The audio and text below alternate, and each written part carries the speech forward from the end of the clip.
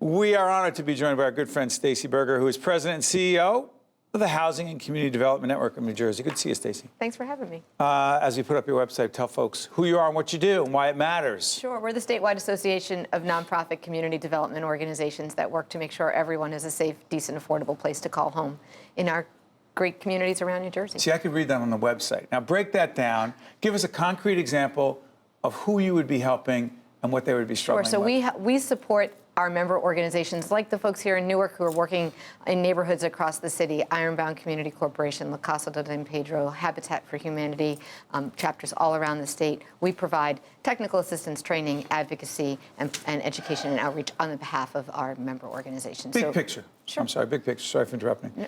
No.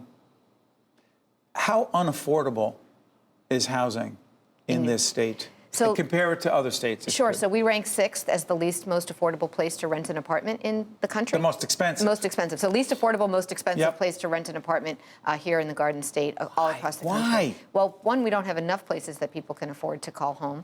And second, we really have a wage problem where people are not earning enough to keep up with the housing costs. And unlike most of the other states in the country, we still suffer from the foreclosure crisis. So where many of my colleagues at other state associations around the country can say they see the foreclosure crisis in their rearview mirror, we still have people who were formerly homeowners who are now in the rental market because they can't stay in their home, and then we have foreclosed properties that are sitting vacant and abandoned. So we are looking forward to some of the policies that the Murphy administration has put into place and adopted some legislation. Such as, name one. Pardon? Name one of the things that the Murphy administration is doing in this regard that you believe and your colleagues believe is being helpful. Well, for starters, this governor is the first governor in a decade to fully fund the state's Affordable Housing Trust Fund. Yeah, okay, what is the state's affordable housing trust fund? What is it? It is a pool of dedicated resources that every time somebody buys or sells a house in the state of New Jersey, a portion of that realty transfer fee goes into that fund and helps offset the cost of building affordable homes. So nonprofits and some for-profit developers can access those resources for investment in the developments that people can live in. So the Governor Murphy administration put the money that was supposed to be put in there for the first time in? A decade. Governor Corzine started to draw from that funding and used it to backfill the budget, but Governor Christie really raised it to an art form and drew from all kinds of dedicated funding sources to pay for his budgets. And so this is really a restoration of the trust fund's intent and purpose.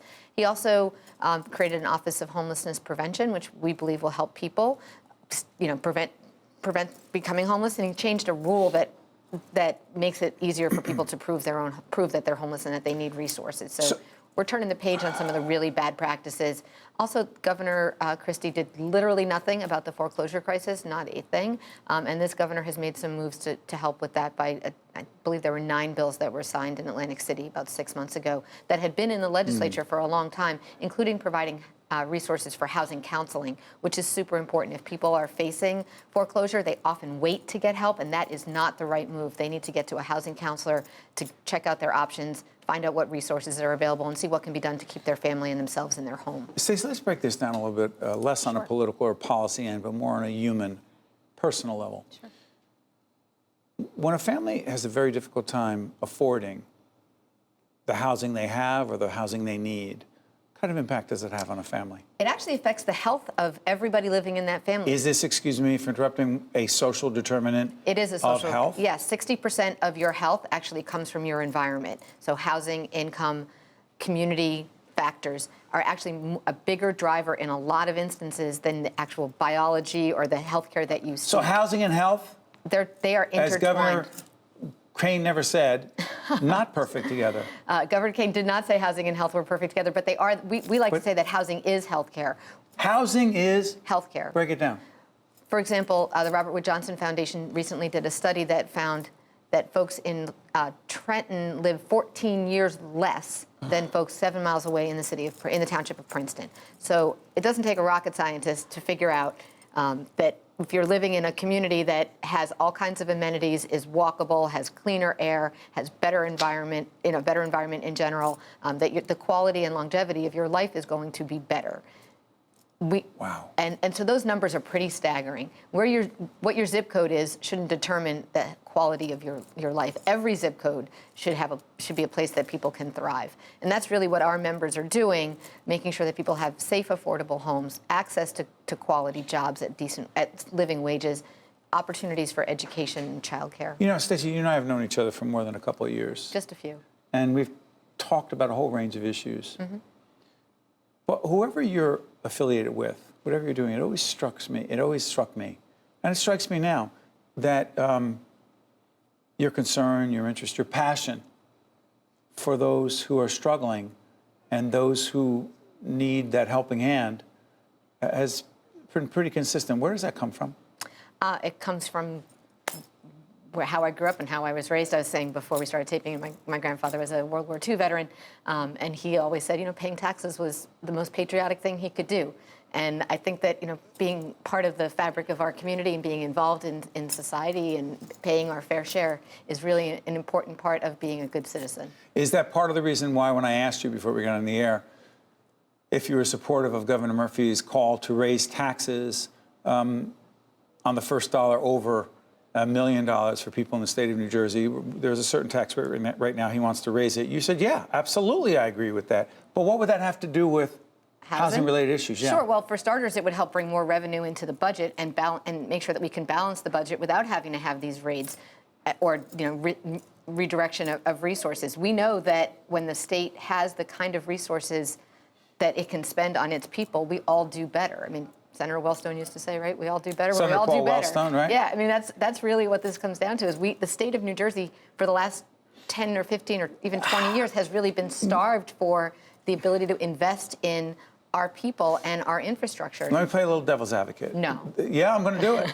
There are a fair number of friends of mine who are older than you and that have worked for a while and are paying taxes in the state. And they'll say, this is it.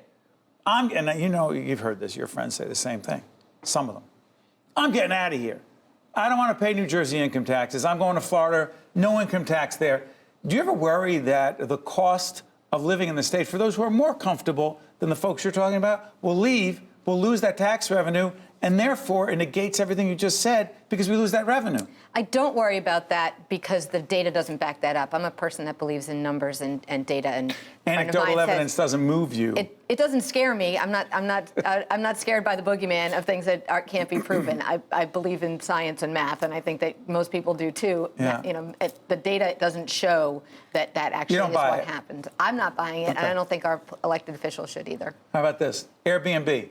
What 20 seconds. What was the vote that mattered in Jersey City on Airbnb? Why is Steve Fulop, the mayor, talking about it? What the heck does it have to do with housing? It has everything to do with housing because Airbnb was operating in the city of Jersey City without really any regulations. And when the city adopted what seemed to be a fair, sensible ordinance that would regulate how Airbnb could control a large portion of the rental market, which we talked about earlier being very small and not nearly enough, and that supply and demand problem really drives the issue of not having affordable rents, and because there aren't enough places. Few seconds, go ahead. Sure. So that ordinance was really a litmus test for whether Airbnb was going to be able to take more than its fair share of the marketplace. This is going to be an ongoing issue.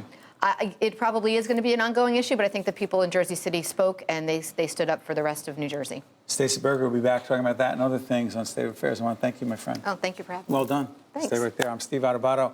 This has been State of Affairs. We'll catch you next time. State of Affairs with Steve Adubato is a production of the Caucus Educational Corporation. Funding has been provided by RWJ Barnabas Health, Berkeley College, Valley Bank, ADP, the North Ward Center, the Turrell Fund, supporting Right from the Start NJ, the Robert Wood Johnson Foundation, New Jersey Resources, and by Delta Dental of New Jersey. Promotional support provided by NJ Advance Media and by Insider NJ.